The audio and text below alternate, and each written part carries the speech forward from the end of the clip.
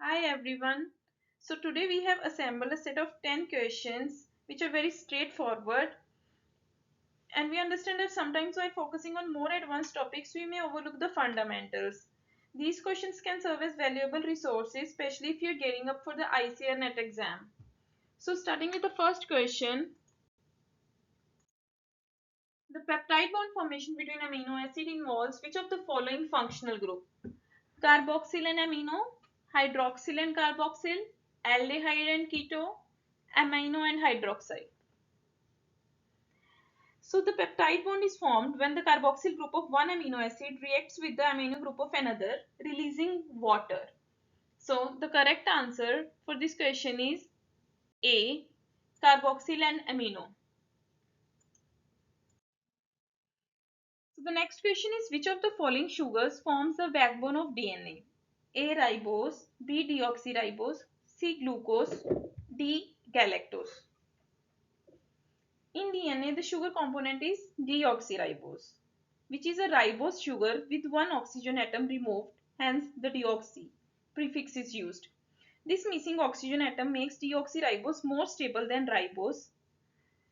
This structural difference is crucial because DNA needs to be stable molecules to store genetic information over long periods without undergoing frequent chemical changes.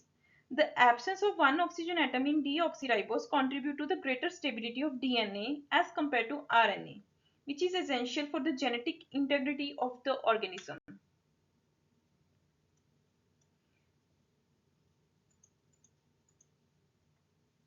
Which amino acid residue is most likely to be found in the turn of a protein's secondary structure? A. Tryptophan, B. Proline, C. Glycine, D. Valine. And the answer is C. Glycine. Glycine is mostly found in turns or bands of protein secondary structure such as in beta turns or gamma turn. And there are several reasons for this. The first is flexible backbone. Glycine is the smallest amino acid and its side chain consists of just a single hydrogen atom. This lack of bulky side chain allows glycine to have a more flexible backbone compared to other amino acids.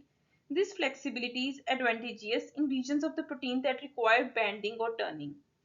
The second reason is reduced steric hindrance. And the third is conformational freedom. Glycine's flexibility allows it to adopt various conformations within a protein, making it well suited for regions where structural changes or flexibility are required for the protein's function. The fourth is beta turns and gamma turns. The glycine is commonly found in type 2 beta turns and gamma turns, which are secondary structural elements involved in reversing the direction of the protein chain. In these turns, glycine's small size and flexibility help facilitate the sharp turns required. So, overall, the unique structural characteristics of glycine make it favorable choice for a protein region that necessitates flexibility, bands, or turns in the secondary structure, contributing to the overall three-dimensional structure and function of the protein.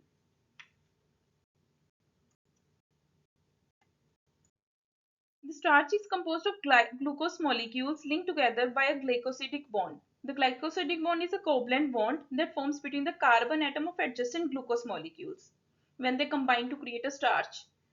So, what are those glycosidic bonds? Whether they are beta 1,4, alpha 1,4, beta 1,6 or alpha 1,6. The correct answer is B, alpha 1,4 glycosidic bond. Which of the following modification occurs oftenly in proteins after translation? A. Glycosylation, B. Ribosylation, C. Hydroxylation, D.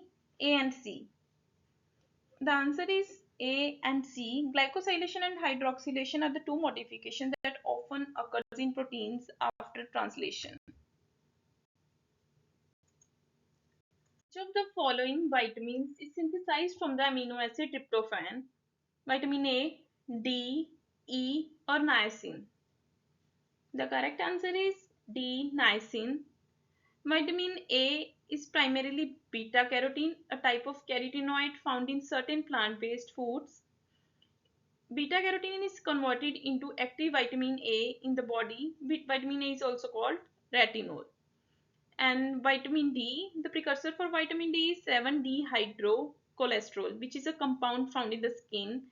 When your skin is exposed to UV sunlight, this 7-dehydrocholesterol is converted to vitamin D3, the active form of vitamin D. And vitamin E, there are several forms of vitamin E, but alpha tocopherol is the most biologically active form.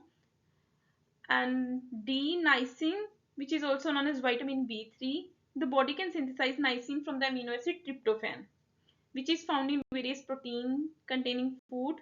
Additionally, niacin is available from dietary sources like meat, fish, or legumes. And the next is enzyme is responsible for the conversion of supercoiled DNA into relaxed DNA during DNA replication. A. Helicase, B. Topoisomerase, C. Ligase, D. Polymerase. So the DNA topoisomerase are enzymes that plays a crucial role in regulating the supercoiling of DNA strands by introducing a transient breaks in the DNA strand and then resealing them. This process helps to relieve the tension and strain caused by supercoiling, allowing the DNA to maintain its proper structure and function. Next question is, in the Ramachandran plot, which regions are most favored for alpha helices? A. High phi and low psi. B. Low phi and high psi. C. Negative phi and negative psi. D. Positive phi and negative psi. The correct answer is C. Negative phi and negative psi. The alpha helical region in Ramachandran plot is typically found in the upper left quadrant known as alpha region, and this region contributes to negative phi and negative psi.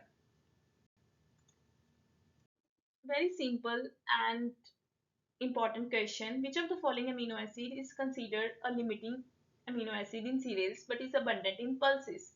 Methionine, tryptophan, lysine, leucine. The correct option is lysine. Because cereals are typically limited in amino acid lysine but they are abundant in methionine. Whereas in case of pulses, it's opposite. They are richer in lysine but are limited in methionine. This is why combining cereal and pulses in a diet is common practice in many cultures, as both combination can provide a more balanced source of essential amino acids. This combination is often referred to as complementary protein or protein complementation. It ensures that the diet contains a better balance of amino acids for overall protein synthesis and nutrition. That is all for today. Feel free to share your thoughts in the comment section below. Your input is very important to us and we are open to your suggestion for future video topics. We will do our best to prioritize the topics that interest you the most. Your feedback is greatly appreciated. Thank you.